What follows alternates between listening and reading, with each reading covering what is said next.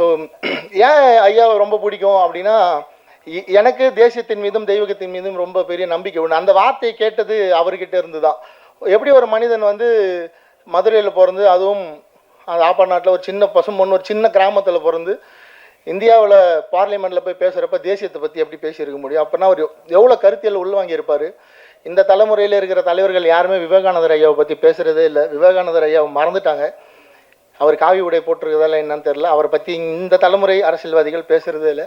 ஆனால் அன்னைக்கு மதுரையில் விவேகானந்தர் ஐயாவை தெரியும்னா அதுக்கு காரணம் தேவர் ஐயா தான். அவர் தான் அவரை பற்றி அவ்வளோ விஷயங்கள் மக்கள்கிட்ட கொண்டு போய் சேர்த்துருக்காரு. நேதாஜி சுபாஷ் சந்திரபோஸ் ஐயான்னு ஒருத்தர் தெரியினாலும் அது காரணம் தேவர் ஐயா தான்.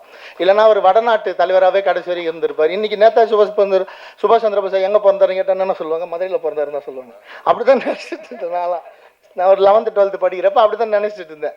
ஒரு நேதாஜி சுபாஷ் சந்திரபோஸ் நம்ம ஊரில் தமிழர் போல். அது காரணம் தேவர் ஐயா. அன்றைக்கி அந்த கருத்தியல் உள்வாங்கி இருக்காரு. இந்த நாட்டுக்காக விடுதலை கிடைக்கணும், நம்ம அதுக்கு ஒரு தலைவரை தேர்ந்தெடுக்கணும். அவர் வடநாட்டுக்காரராக இருந்தார், யாராக இருந்தாலும் பிரச்சனை இல்லை. அவரோட கருத்து எப்படி இருக்குது, அதிரடியாக தான் நம்ம சுதந்திரம் வாங்கணும் முடிவு பண்ண ஒரு அதிரடியான மனிதன் அவர்.